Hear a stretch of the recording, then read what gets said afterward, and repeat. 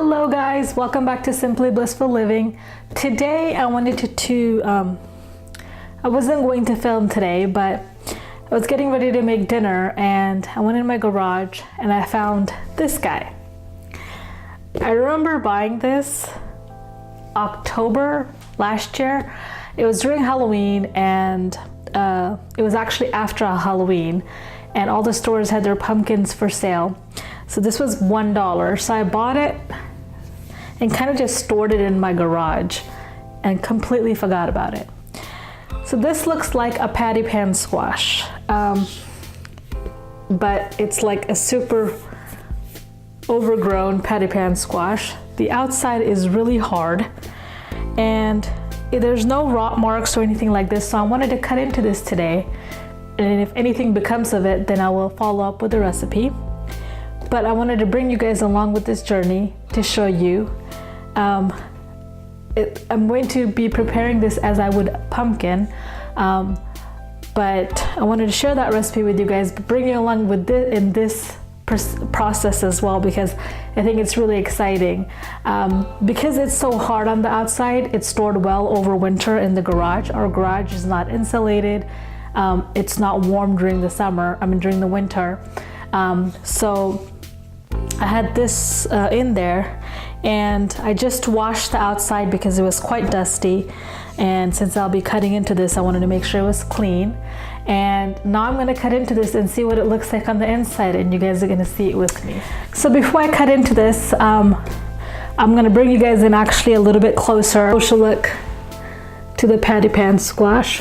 It's really hard, you can hear, and I'm hoping that it is as great on the inside as it is on the outside. I have a few different knives here, and then I have a bowl to put it in.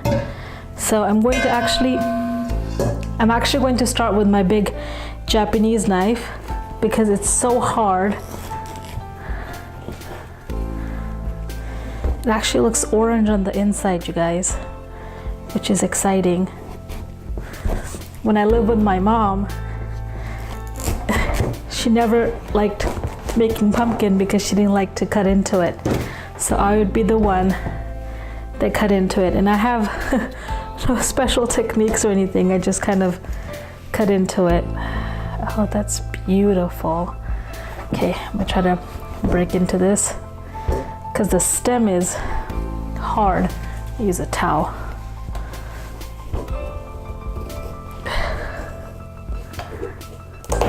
There you go. Okay, so look at on the inside of that.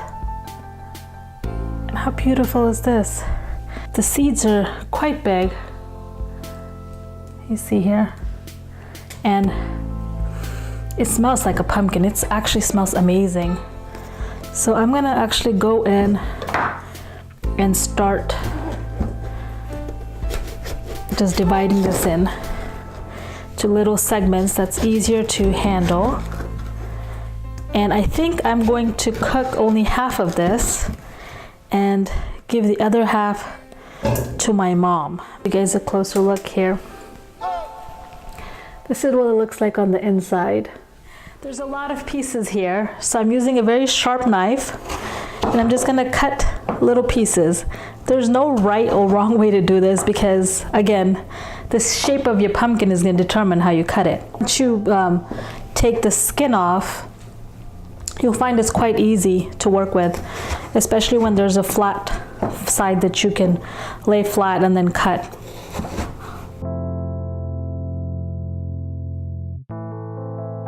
So I just got done cutting the pumpkin, beautiful cubes. And now we're going to prepare the pumpkin curry. This is the pumpkin curry that I grew up eating. So it's quite special to me. And let me show you all the ingredients that you're going to need. I have 6 cups of pumpkin here. Beautiful orange pumpkin. And I have some garlic here. It's about 7 small cloves of garlic. And I'm actually going to add some ginger to this, just gonna cut a little piece of this off. This is optional. You don't have to add ginger if you don't want to, but I think it gives it a good taste. I'm going to peel the ginger.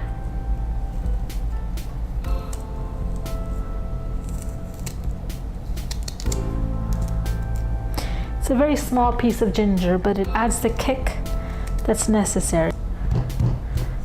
I get a lot of questions about how I've seasoned my moro and pesto.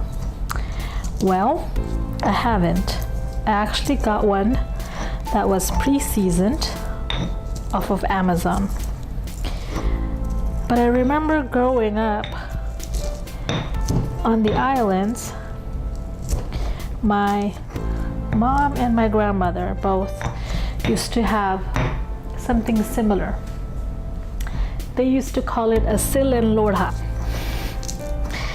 And we have a big one of that for grinding our masalas and stuff. But my mom has that. She keeps it as something that we use during special occasions. The garlic and ginger is grated pretty nicely here. We're also going to need 1 cup of onions, about a small onion that I've chopped up. And I have 2 sprigs of curry leaf. This is fresh curry leaf.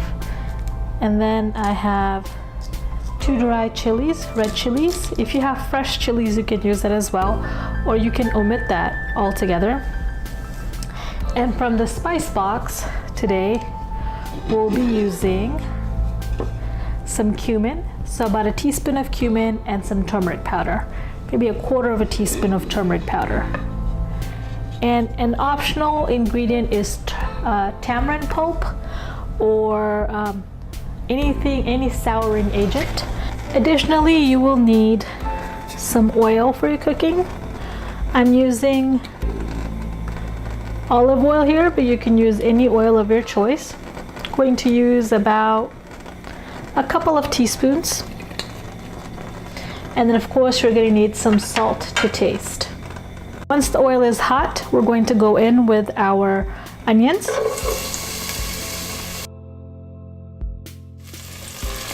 Once the onions are translucent, I'm going to lower the heat to medium and add the garlic and ginger mix if you're using the ginger, and stir that in.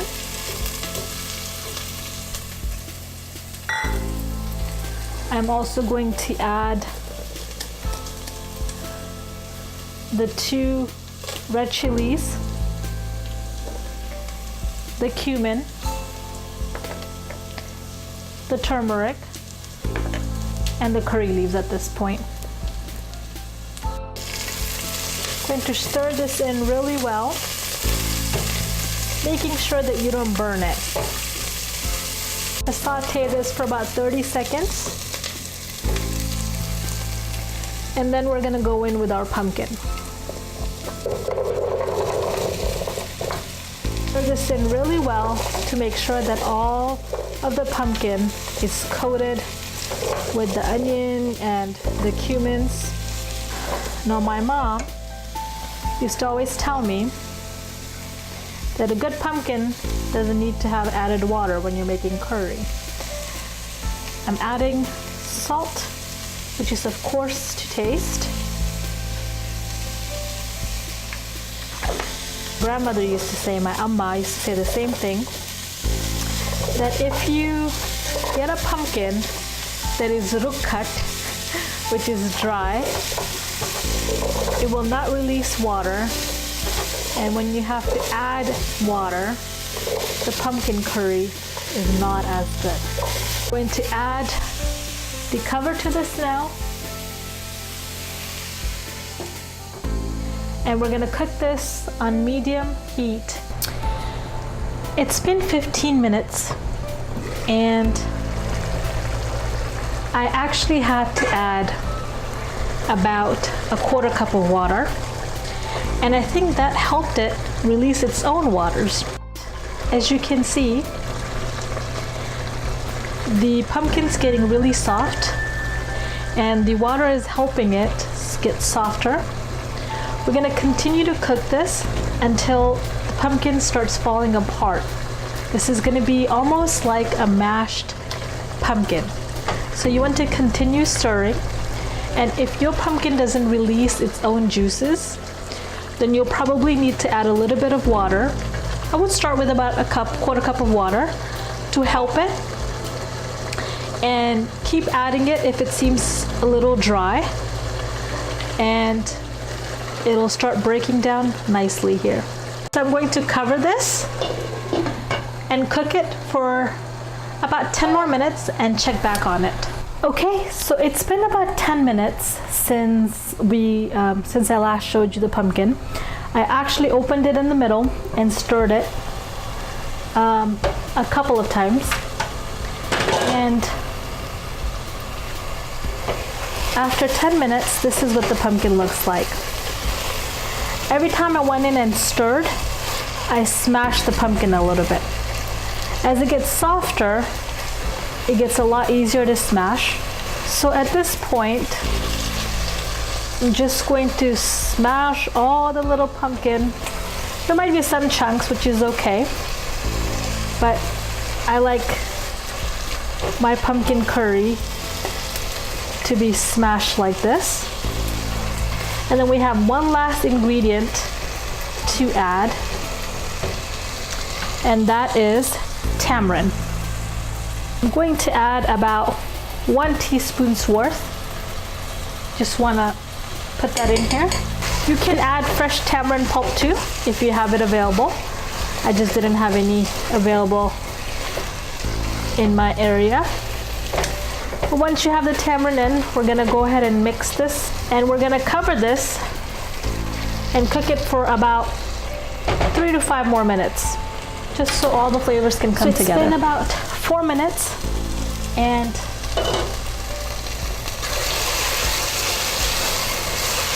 the pumpkin is ready.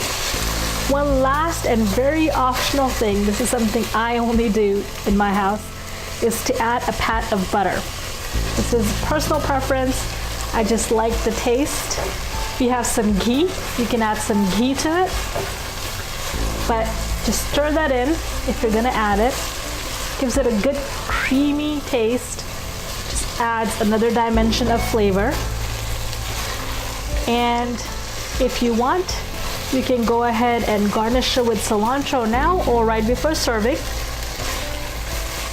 And your pumpkin curry is done. So that was it, guys. That was my recipe for pumpkin curry or Kaddu Tarkari. I hope you enjoyed this video, and please give it a try if you would like to experience the food of Fiji Islands. I served this with some puri on the side and some raita. I'll be sharing recipes for both of those here shortly. I hope you enjoyed this video. If you did, please don't forget to give it a thumbs up. If you're new to my channel, I would love to have you as part of our family, so please hit that subscribe button and hit the bell notification button on the side so you're notified every time I upload a new video. Until next time, please live blissfully, and I will see you guys soon. Bye, guys.